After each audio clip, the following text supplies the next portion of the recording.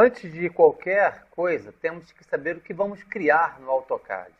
O AutoCAD ele é uma ferramenta que você pode fazer desde um trabalho em milímetros ou até em anos-luz, né?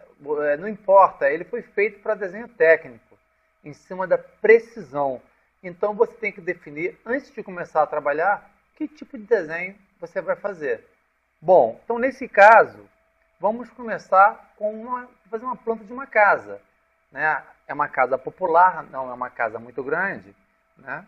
Então vamos preparar primeiro a nossa área, o nosso trabalho, o nosso arquivo, para poder suportar as medidas, né, de metros, né, centímetros, milímetros.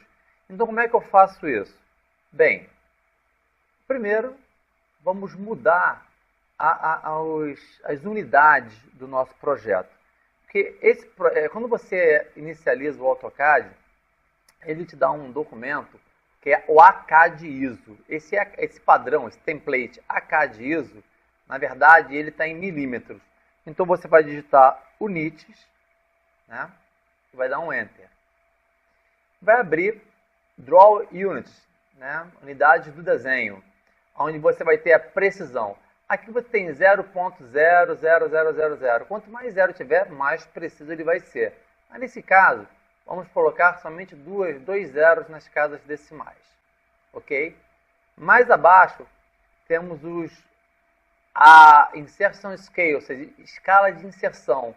Milímetros? Não, vamos colocar para meters. Ok.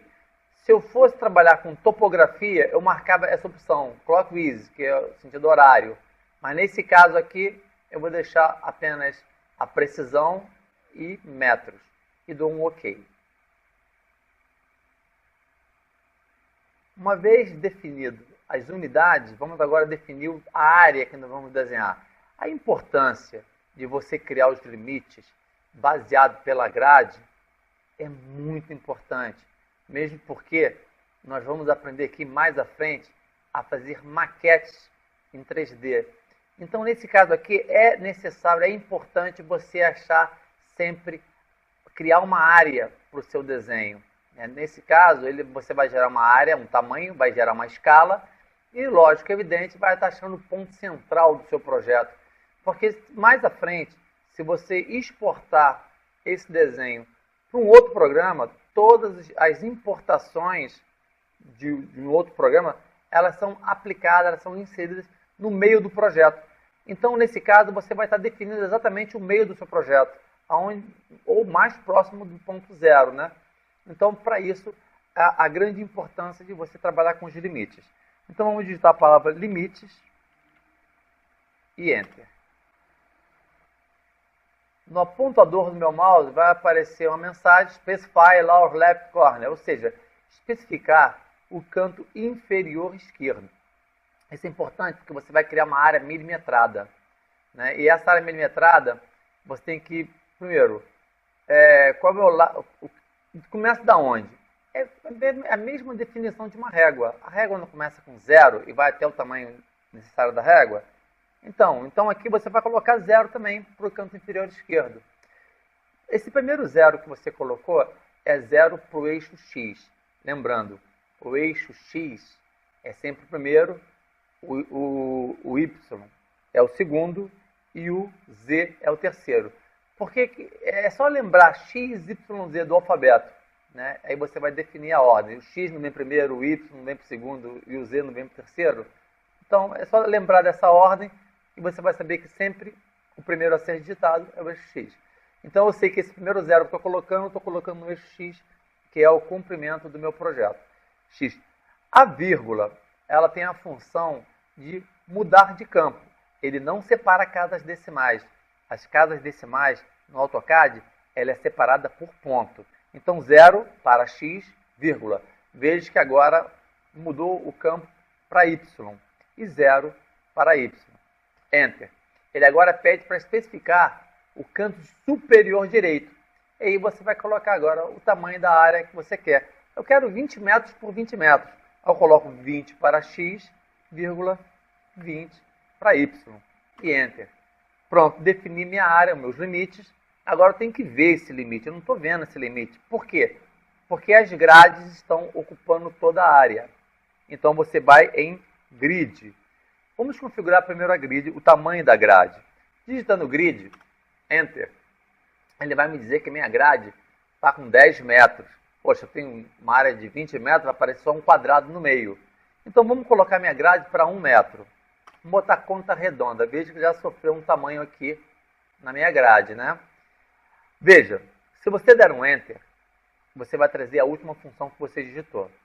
Nesse caso, como eu digitei a grade, o comando grid, se eu der um Enter, ele vai retornar com o comando grid.